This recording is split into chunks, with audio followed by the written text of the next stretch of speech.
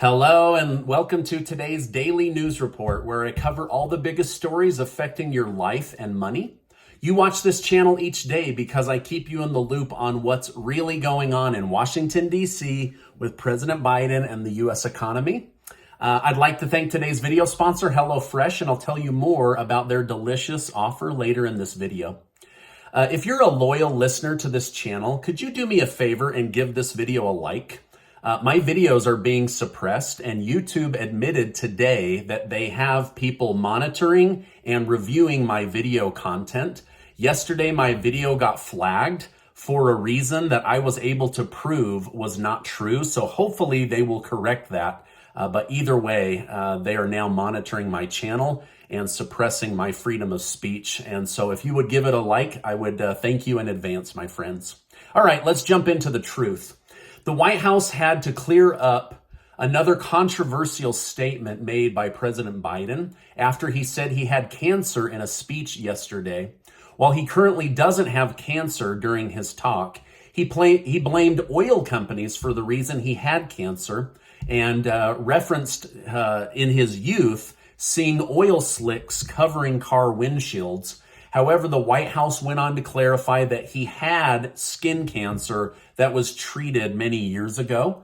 And Dr. Kevin O'Connor, Biden's current physician, said that this was because of sun exposure and had nothing to do with petrochemicals. But of course, he used it as a way to attack big oil.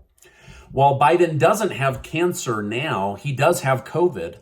Quadruple vaccinated Biden tested positive for COVID today and says that he is experiencing very mild symptoms. Due to his diagnosis, he will no longer be able to give a speech in Pennsylvania about gun control and crime. He recently posted that he's doing great and that he is sorry to miss the event. We wish the President of the United States a quick recovery.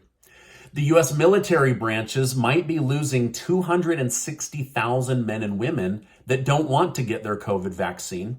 They say it's against their rights and that the government will now have to decide whether to weaken the military or to move on from COVID and allow them to stay and serve our country. Dominion, the company who makes voting systems, is suing Fox News for $1.6 billion for allegedly spreading election fraud claims that they knew were false. During the last presidential election, mass criticism plagued Dominion voting machines after many popular Republicans and news outlets bashed on their credibility. Fox News has complied and met the January 1st deadline to hand over documents. They have even tried to have this thrown out of court, but a judge has said, no, I'd like to see this move forward. I recently reported that President Joe Biden may be declaring a national climate emergency. What does that mean for us? If he does, law professor Mark Nevitt said, by declaring the emergency, Biden would have access to the Defense Production Act slush fund of money. In practice, he could provide funding in the form of loans to different clean energy groups and then forgive those loans. But when it comes to actually implementing and handing that out, he would likely have to use the U.S. military and eventually get permission from Congress. But this is a way of moving on without Congress to get started and then hoping the military and U.S. Congress will back him up. Let me know your thoughts on this. Do you think the president is about to declare national security on warm weather? Let me know your thoughts in the comments. Also, I have a lot more to share with you, but first let me tell you about today's video sponsor. I want to thank today's video sponsor, HelloFresh. With HelloFresh, you get fresh, pre-portioned ingredients and seasonal recipes delivered right to your doorstep. Casey and I use HelloFresh to make home cooking easy, fun, and affordable. That's why they're America's #1 meal kit. Casey and I are big believers in having family dinner as often as we can. It gives us a chance to connect with the kids over a delicious meal and reconnect as a couple as we cook together. This month, we used HelloFresh to feed our extended family as we gathered to celebrate the birthday of my late father. We made the most amazing pork tenderloin bulgogi and rice dish recipe. My family loved it, and it made for a lovely meal and family gathering. So go to HelloFresh.com and use code Steven16 to get 16 free meals across 7 boxes and 3 surprise gifts. That's right. HelloFresh is going to give new customers 16 free meals across 7 boxes and 3 surprise gifts for trying them out for becoming a new customer. The food is absolutely amazing, and you'll love them as much as we do. All right, now let's get back to today's news update. Ahead of Nancy Pelosi's planned trip to Taiwan, Biden has warned that the U.S. military doesn't think her visit is a good idea. In fact, some worry that this trip could further deteriorate U.S.-China relations amid global crisis. If you're wondering why this would be significant for Pelosi to visit Taiwan, number one, China doesn't want her to. And number two, she's third in command if something were to happen to the president or the vice president. And so China is definitely seeing this as a threat towards their military and their country. And the U.S. Armed Forces is also saying this is going to be viewed as a threat. And they're saying Pelosi shouldn't go. Well, Pelosi's decided that she is going to go. The largest money manager in the world, Blackrock, who manages over $10 trillion, has been accused of secretly running the U.S. government. But now they just had to admit that they lost $1.7 trillion so far in 2022. That is a massive hit to their clients' bottom line and also to their reputation. So BlackRock is definitely taking it in the shorts right now in the news. And so if you've owned any stocks that are down, I mean, just keep in mind that even the biggest, smartest investment firm in the world just took a major loss on their stock portfolio. They should have followed Paul Pelosi and they would be up, right? I know I am. I followed him and bought in, and now I'm making money. Thank you, Paul Pelosi. All right, now I dumped my Ford stock not long ago, and perhaps just in time. Ford Motor Company announced that they will be laying off 8,000 long-term employees that they no longer need at the company, as Ford is going to focus on Biden's agenda of becoming an electric car company. So their plan is to make no more combustible engine cars in the future, become totally electric, and so they've shipped a lot of jobs out of the country, and now they're firing 8,000 loyal American employees. This comes out just as the U.S. government announced new data about layoffs for last week. 251,000 Americans lost their job this week and filed first-time unemployment claims. This is the highest it's been since November of last year. So maybe we are heading into a recession where companies are about to tighten, and we're about to see a mass layoff like we did in March of 2022. I don't want that to happen. I'm just telling you guys what's in the news. Now, here's something big in the news. Russian President Vladimir Putin has warned of a coming new world order. During an address given in Moscow, he stated a new stage in world history is coming and bashed the West for having a model of total domination. He asked why Western leaders should be allowed to impose their own rules of conduct based on the illusion of exclusivity. He said that it was inherently racist and neo-colonial what America is doing.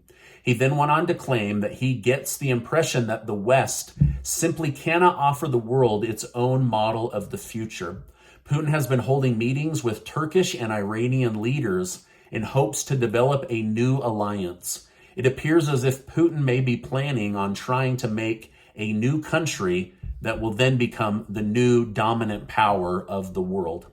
Now, it probably doesn't shock most of my viewers that Vladimir Putin would say he's trying to build a new world order that seeks to undermine the United States and hurt us. But like myself, you may be shocked that a NATO partner, Turkey, is aiding Putin in his efforts. And this is just after Biden gave permission for Turkey to buy hundreds of millions of dollars of military weaponry after Turkey agreed to let Sweden join NATO. Now, the United States swears this wasn't a quid pro quo. You scratch my back, I scratch your back, but it came right after all of this happened. And now it appears Turkey may be realigning with Russia. But why would they do that? Perhaps with Turkey's currency dropping by almost 50% in value and their inflation absolutely raging compared to the United States, Turkey may be looking to Russia as a better way of rebuilding than continuing to partner with NATO and the United States. Now, this could be an absolutely huge story, so I'm going to continue to monitor it because, I mean, there's a lot of people that worry that we are on the verge of another world war. And sadly, with all of the NATO sanctions, they've made Russia and the ruble stronger and wealthier than ever. And so Russia is holding a lot of the major game pieces on this game board. And so I'll continue to keep you updated. All right, back to the United States. Today, Senate Majority Leader Chuck Schumer said his biggest pressing issue is legalizing marijuana. I would have thought it would be passing this new gay marriage bill that just came out of the House, or codifying abortion on a federal level, as Democrats have promised for about 50 years. But nope, he says his big focus as the leader of the Senate is to make marijuana legal all across the country. So that's his big focus for now. I told you yesterday how the January 6th committee is holding their final hearing today. They've admitted they can't find deleted Secret Service texts, but won't be calling Trump's detail agents to testify against Miss Hutchinson's testimony, where Trump allegedly reached over the limo partition to grab the will and then tried to choke out his Secret Service agent. Now, we know for a fact he wasn't in the limo. He was in an SUV. And according to the Secret Service, neither of those things happened. Now, here's the big twist. This was a big twist that caught me off guard. Just today, the Department of Homeland Security has ordered the Secret Service to stand down and to stop searching for those deleted text messages. They say that there is likely no cover-up and that they didn't lose those texts, that they genuinely were lost when the Secret Service switched to a new phone system in preparation of a new president. But I just find it very odd that they don't want to find those texts now. And I find it very odd that they don't want Trump's driver or Secret Service agent to testify on TV. You would think after a bombshell testimony, you would want to corroborate that with the very people that you're testifying against, but they don't want to do that. So today's committee TV channel show will be focused on the 187 minutes after Trump's speech to point out what the president was or wasn't doing. So I'll keep you updated on what is disclosed in tomorrow's video. Speaking of the Department of Justice, they announced last night that they have everything they need in order to make a decision on whether to charge the president's son, Hunter Biden, for tax evasion, illegally buying a firearm as a felon, and for his illegal international business dealings overseas. So we'll see if the Department of Justice stays loyal to the law, or if the president calls in favors for his son, or the Department of Justice says, let's look the other way. But either way, this is a major story as it involves a sitting president's son being indicted for tax evasion, illegal purchase of a firearm, and illegal foreign business dealings. But I guess until they decide, Hunter's just going to have to sit in his $25,000 a month mansion paid for by taxpayers to keep him safe. So hopefully they can do that. Now, NASA's $10 billion Webb telescope has suffered some damage. It was hit by a micro meteoroid. The telescope is currently millions of miles away from Earth, so they can't really do any repairs. And the impact is worse than they previously thought. The collision has been described as significant uncorrectable damage, which may lower the lifespan of the telescope. However, the damage was not in a place that will keep it from taking those incredible, breathtaking photos that it's been sending back to Earth. So anyway, lots going on in the news today. Now, this is my update for today. As I know more, I will definitely come on and share more with you. Make sure to go to the video description and get your name entered to be one of the winners of the $6,000 in cash that Casey and I are giving away. Thanks to generous video sponsors, and to give back to those in the community that may be struggling and need a little handout there. So it takes only about 10 seconds. It's just your name and your email. And if you're a winner, you'll be contacted via the email that you used to enter. Now, before you go, I want to remind you that you are amazing. I really, really believe that, and I appreciate you being in my community, and I will see you on the next video.